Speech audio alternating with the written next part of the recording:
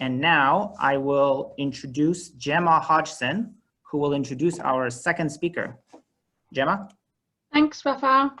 Okay, so I'm Gemma Hodgson from QI Statistics in the UK, and I'd like to introduce our next speaker, Dr. John Ennis, co-founder of Aigora.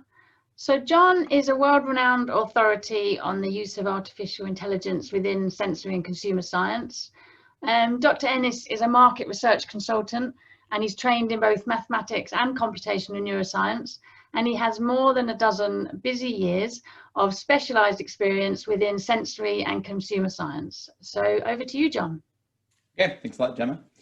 And thank you everybody for attending this talk, and to all the organizers and speakers also part of this symposium. It's a pleasure to be part of this. Okay, so let's start with a question here, which is, what is a general purpose technology? Now, maybe you've heard this term before, but in case you haven't, general purpose technology is a technology whose applications are so far reaching. It's not just a technology that solves a specific problem, but it's a technology that offers a new way of solving problems, so that every aspect of an economy and every aspect of a society ends up being transformed. So let's look at some examples from history. These are going to be kind of the big examples. You've got things like language, farming, or printing. If you think about printing, printing isn't just about printing books. Printing means you can print you can print the laws so people can read the laws, or you can print money so you have some sort of paper currency. There's a lot of things that come downstream from printing. Then, of course, obviously, farming, language. Over time, there have been many general purpose technologies that have been transformative. Now, the thing that's interesting about general purpose technologies is they often tend to trigger the creation of other general purpose technologies. And you'll see throughout history that you often have not just one GPT arriving at a time, but several. And so, for an example, when in the first industrial revolution, steam power was originally developed to pump water out of mines, but it wasn't long before it was supporting this transportation revolution that happened that was powered by railroads and steamships. In the second industrial revolution, you saw electricity in the internal combustion engine leading to decentralized power. So now you didn't have to have a water wheel, you didn't have to have a big steam engine. You could have actually very small motors that were decentralized. And what happened was then you could do things like fly airplanes. And it wouldn't have been possible to have, say, a steam-powered airplane, but you can have an airplane that's powered by an internal combustion engine. So there's huge transformations that happened there. Another example of two general purpose technologies that combined to lead to great transformation are digital computing and the internet. Obviously, there was a delay here, but the rise of digital computing, of course, powered the rise of the internet, which then fed back and led to advances in computing. So now we have a new GPT, a new general purpose technology, which is artificial intelligence. This is part of what's being called now the fourth industrial revolution. And another big component, another GPT that's combining well with artificial intelligence, is the idea of the Internet of Things, which is the idea that you have kind of data collection and computing everywhere. So it's decentralized computing. So when you put that together with AI, you end up with this huge transformation that's currently underway in our society. And other things that are part of this revolution are things like 5G internet. The Internet of Things wouldn't really be possible without 5G, which is a big step change in the bandwidth of internet that's available, kind of widely available.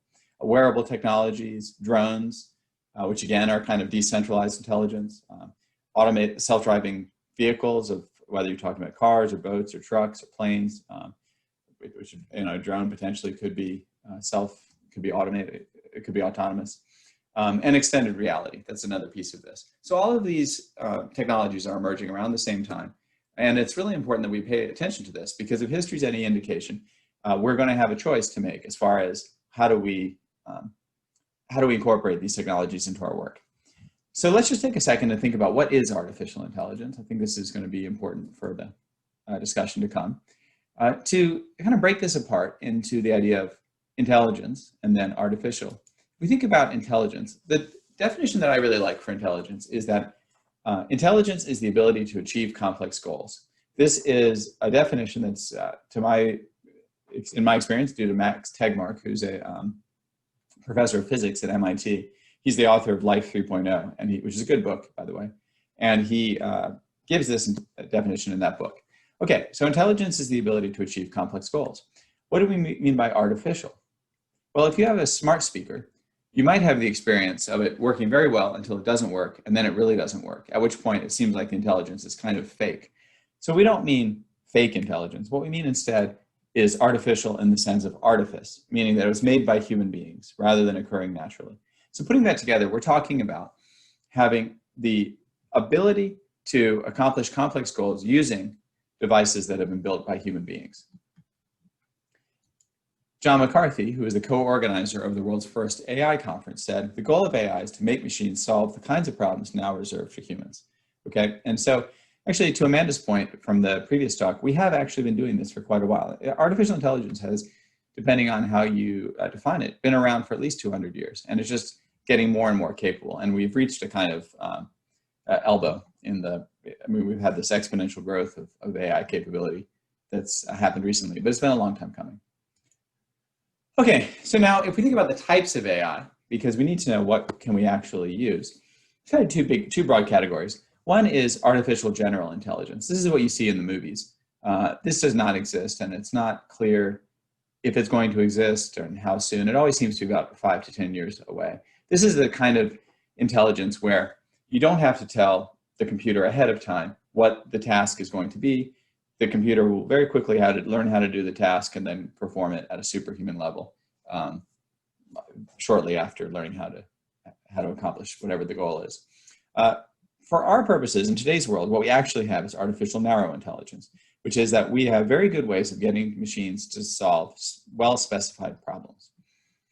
Now, when we get into what is that, what are the kind of categories? There's two broad categories of narrow AI. There's a third, you can talk about expert systems, but for sensory and consumer science, I find the most helpful kind of categorization scheme here is to either think about rule-based systems, which is there's some complex task, like maybe creating a top-line report in PowerPoint, something like that, where you can't actually write down the rules that are involved in producing that report. Okay, that would be a rule-based system.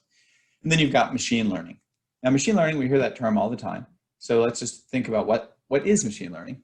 Well, machine learning is, well, according to Arthur Samuel, who is the person who coined the term, machine learning is the ability of computers to learn without being explicitly programmed.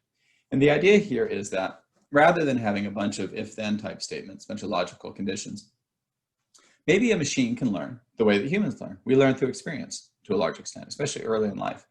What is experience to a machine? Well, it's data. So the idea is that maybe we can set a program up with the initial conditions so that as more data comes into the machine's performance on some task improves.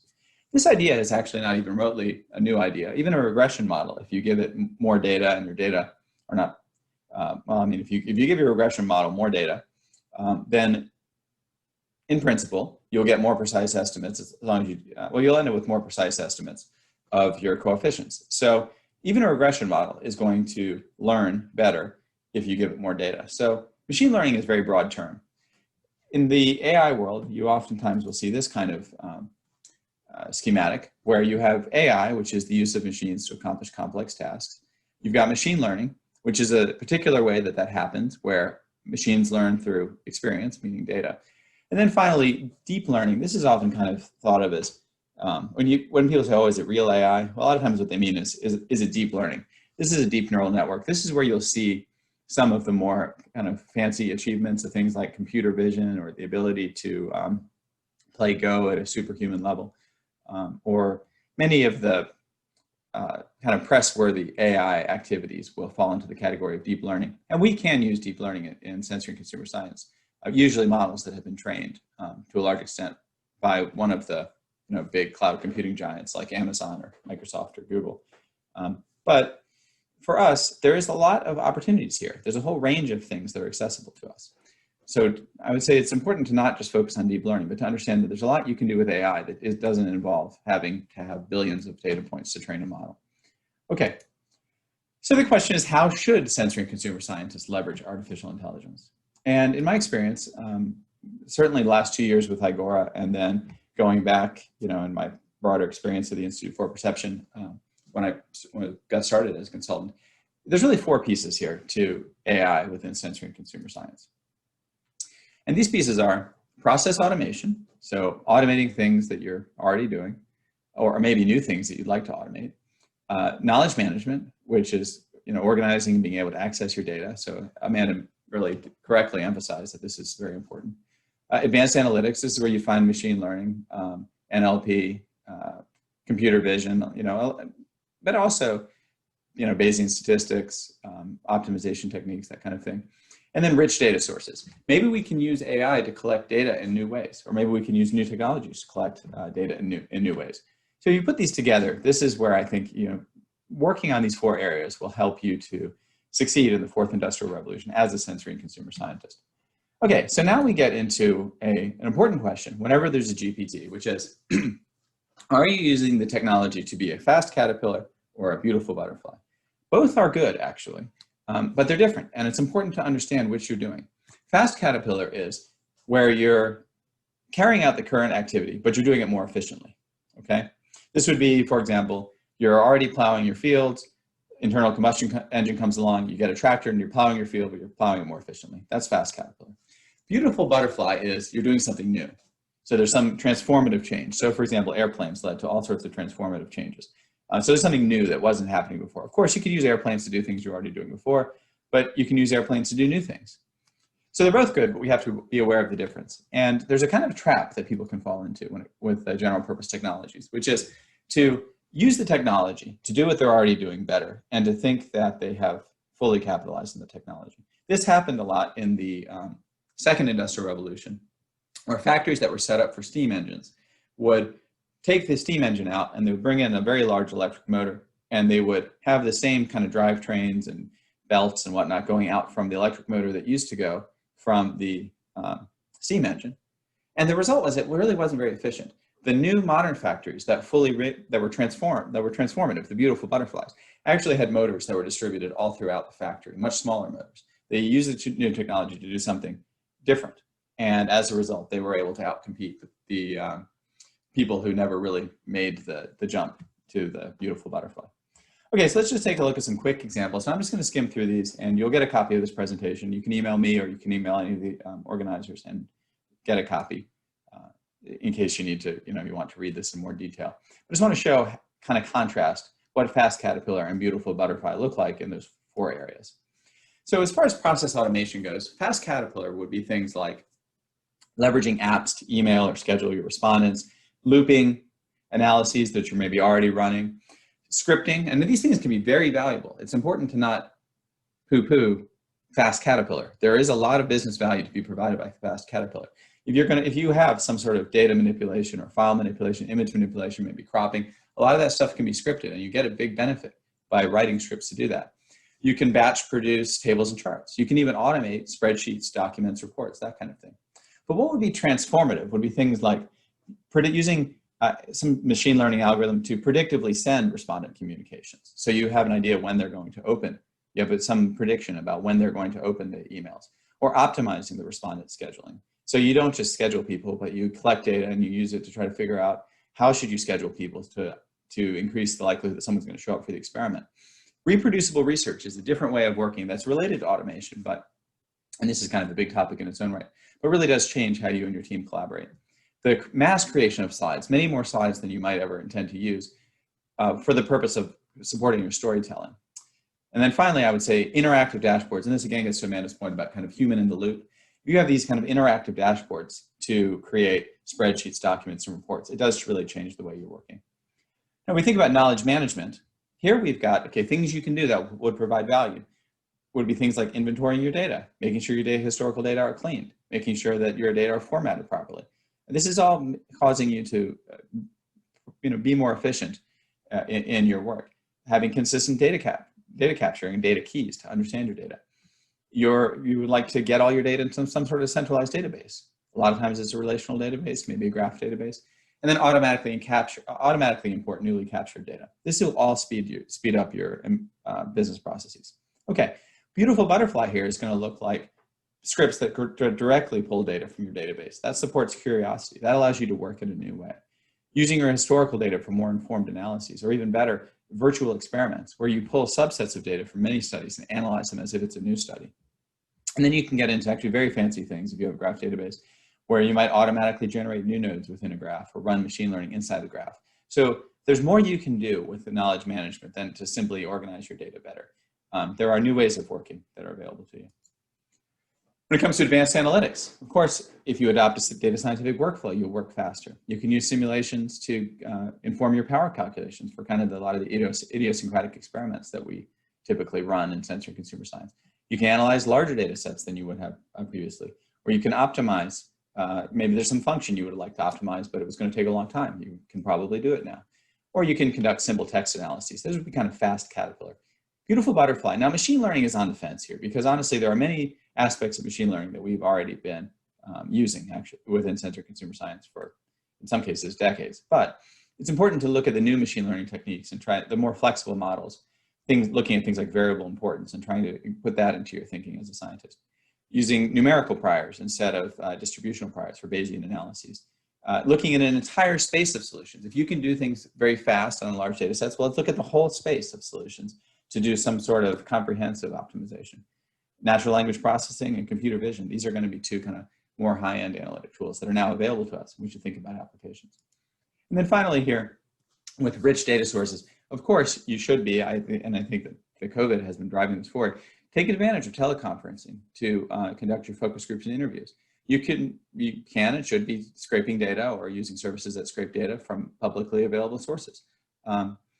Looking at behavioral data in controlled environments, of course, eye tracking or maybe neurobiological measurements, that kind of thing. And chatbots are interesting application where you can take something that has a fixed kind of flow to it and program it into a survey that has a bit of a dynamic feel to it. Now for beautiful butterfly, I would say here, this is where we're getting into augmented environments or things like wearables and neurobiological measurements, behavioral data in natural environments. So more covert measurements that are made possible by some of the advances in the IoT, the Internet of Things. Smart speaker surveys, this is something I'm really excited about. I think there's a huge upside when it comes to kind of using voice, voice activated technology to collect information from consumers in their natural environment and maybe in an interactive way. In a way that might be engaging as well. And finally, text transformers, things like the GPT-3, which is from OpenAI. That's actually not the GPT of general purpose technology, but it's what that is it's a way of generating text by training on lots and lots of text examples. And this is a way that we might teach a computer to emulate a natural conversation with a respondent to try to get something more like a one-on-one interview without having to have a huge amount of data. Okay, so as with other new technologies, these pieces combine well together. And I really liked what Amanda said when she said, get started, you have to get started, that this stuff is coming. There's no question that this is really the future. And so you have to learn, and that means making mistakes also. So just get started and keep in mind that you too can be a beautiful butterfly. So that's it. Thank you. And if you have questions, we have a survey link here. This is SSP, surveymonkey.com/r/SSP_Sensometrics_AI_QA. So you can go to that link and we'll contact you to have a live Q&A later. Okay, so you can stay in touch. Look for me on LinkedIn. My email is john.m.ennis@aigora.com. We have a podcast, AigoraCast, which is conversations with industry experts on how new technologies are transforming sensor and consumer science, and visit Aigora.com. So that is the end. All right, thank you.